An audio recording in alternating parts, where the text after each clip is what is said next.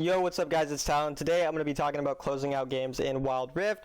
So in this first clip here, I'm kind of just going to talk about playing around objectives and team fights and kind of who to target when you can.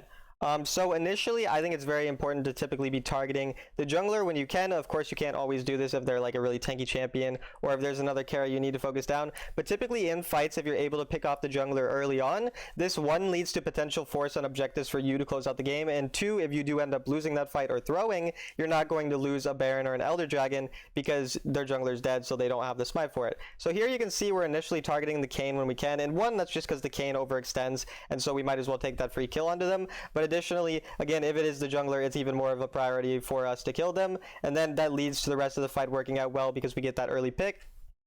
So kind of playing around your teammates and playing around getting picks so that you can force objectives, just basically creating advantageous fights for you. You never want to be fighting when you're ahead or when you're trying to close out a game with less numbers. So of course, you know, if the enemy has 4 people, you don't want to be fighting with just 3 people. So typically playing around your teammates and grouping around these objectives like we did here, and then targeting that jungler, so even if it doesn't work out, we're still able to not really just lose the game off that one mistake, is generally just going to be a good way to close out games and also avoid throwing games.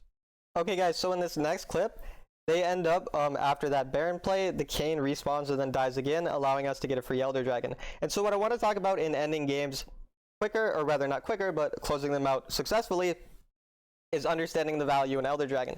So Elder Dragon doesn't help you a ton with pushing and ending the game, because obviously you don't get a buff to your minions, so if the enemy team has good wave clear, you still can't end the game very effectively. So here you're going to see we do try to end with Elder, but we're going to be unsuccessful in doing so. And so instead of just continuing to force and try to brute force our way down into their Nexus, we use the fact that we have Elder Dragon to force the Baron, because even if they end up fighting us at the Baron, since we have the Elder Dragon, we're going to be able to easily win it. So again, here, we do try the end because we thought we could get it, but we were wrong. However, we do end up killing the Kayn because he overextends and tries to kill us when we're, grouped as 4, obviously with Elder Dragon. And so after we realize that we don't have a wave and we can't possibly end the game, we end up going and using the fact that we have Elder to force the Barons. So typically, I'll see this mistake very often where people, they get the Elder Dragon and they think, oh, well, now we're going to end the game, so let's just go try to kill them all. But the enemy team has a Ziggs or Orianna, or you don't have a big enough wave or whatever, and you can't actually win the game. And so people get impatient and they just want to force the end way too quick.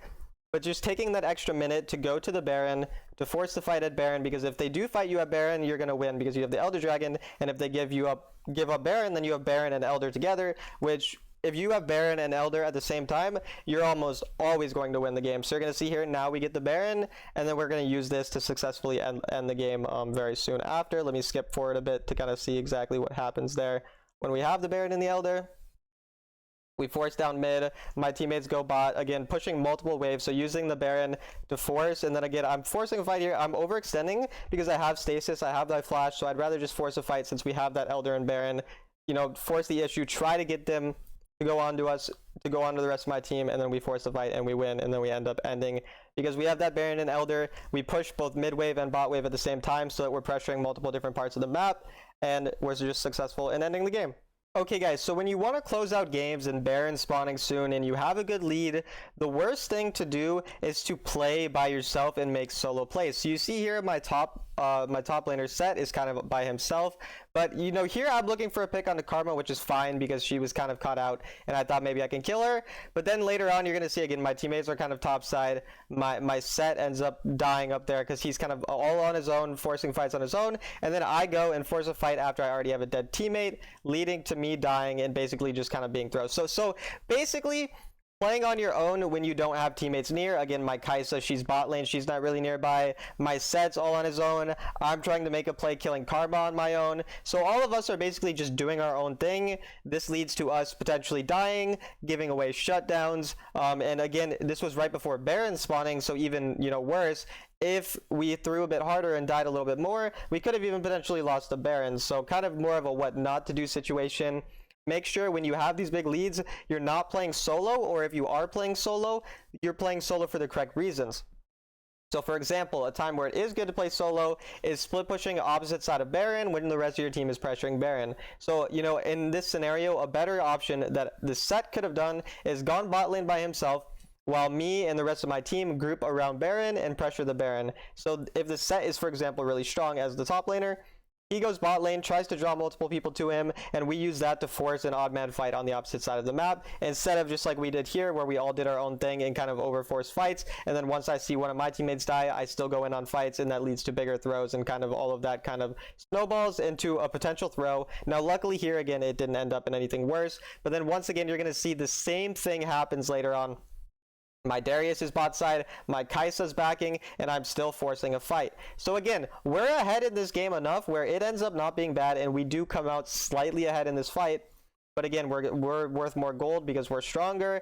We're potentially risking, you know, losing that fight because the rest of my team wasn't there to follow up. And so just overall, playing around your teammates better and understanding, you know, if you are going to side lane, do it on the opposite side of the objective. And then if you're the jungler, or you're a carry or something like that, or a support, make sure you're pressuring that Baron while your teammate does split push or applies pressure to the other parts of the map. Okay guys, and this part I'm just going to talk about for a second, but building is an important part as well. When you have the lead and you're trying to close out the game, it's important to try to avoid throwing, meaning sometimes you might want to build slightly more defensively. So for example, in this situation, normally I would go for a Sterix Gauge, which gives me a bit more damage, but here there are a lot of AD and there are a lot of burst damage, so I'm going for the Death Dance instead, and then I'm also going for a Guardian Angel after that. So it just makes it easier to not throw the game because I'm just building some items since I'm already ahead. I don't necessarily need that slight bit of extra damage, but instead I'll go for the extra tankiness and the extra armor from these builds, which will just help me survive and not throw the game overall. Okay guys, so here's another situation where people don't close out games properly.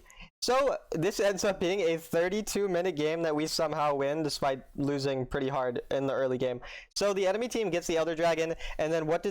They don't do anything together. Okay, they're split up. You're gonna see two people end up trying to go Baron, one person tries to zone the Baron, two people try to push mid lane, and so the correct call here would be to go Baron, like I was talking about earlier. But even more so than that, what's important is doing stuff together. So you're going to see here again, the enemy team, you're going to see Vi and Jinx, they're going to go on to the Baron, and then eventually they're going to get off of it after losing HP to it and not really doing anything. Meanwhile, Echo and Lux are pushing mid lane. So everyone is split up, nobody's doing anything together. And then this leads to them being very, disjointed, us able to get a lot of damage on them and kind of stall the game out. And this also gives us enough time for Fiora to split push top lane to make someone else have to go match the Fiora now. And the Jinx ends up having to be the one matching Fiora, and Jinx is obviously not a good side laner, meaning that she's going to end up dying to Fiora. So basically, being indecisive once you get that Elder Dragon and not forcing anything together as a team is the problem. So you could blame anyone on the enemy team for this. You could blame Vi and Jinx for not following their team correctly. Even though the Vi and the Jinx made the correct call to go to Baron, it's not the correct call if your teammates don't follow up on it. So in a solo queue game, you're going to have to follow your teammates' stupidity sometimes. And in this case, the Vi and the Jinx could have gone with the Lux and the Echo in mid lane and forced a fight in mid lane with the Vi ult, with the Lux ult, and they probably would have ended the game.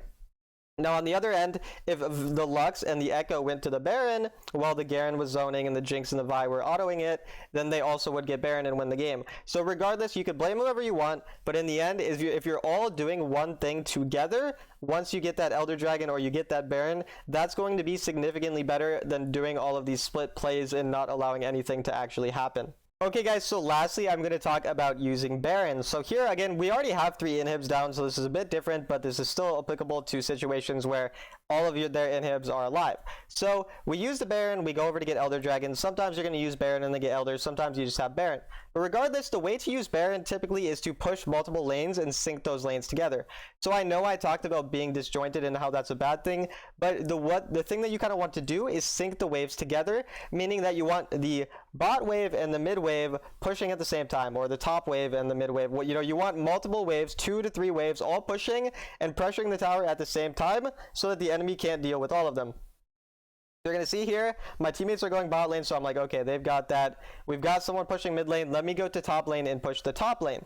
That way, we use our Baron buff, we buff up all of our minions, and we end up just getting everything pushed together. So again, now we go over to the top side. We end up using this top lane, getting the top lane buff. We have someone pushing mid, someone pushing bot. And so again, in this situation, it's a bit different.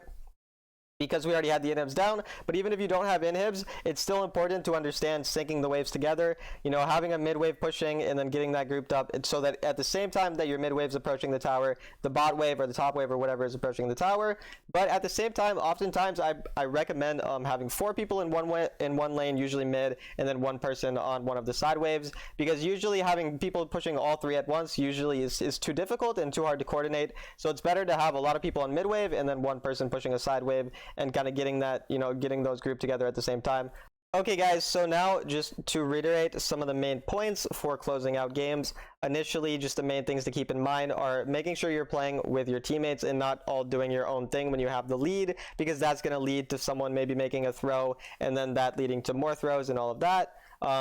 Another important thing, again, focusing on the jungler in team fights when you can, so that you're able to, again, close the games out by killing the junglers so they can't get the objectives. Other important things, using the Elder Dragon to get the Baron rather than just forcing the end once you get the Elder Dragon. And then when you have that Baron, using the Baron to push multiple waves and then sync those waves together so that they all arrive at towers at similar points, so that they can't possibly deal with all of the waves coming at once, rather than just all going mid lane and just kind of praying for the game to end. So those are some of the main things for closing out games. I hope that this information can be helpful for you guys to throw less games and to close out games more effectively. I'll see you guys in the next video. I hope you enjoyed.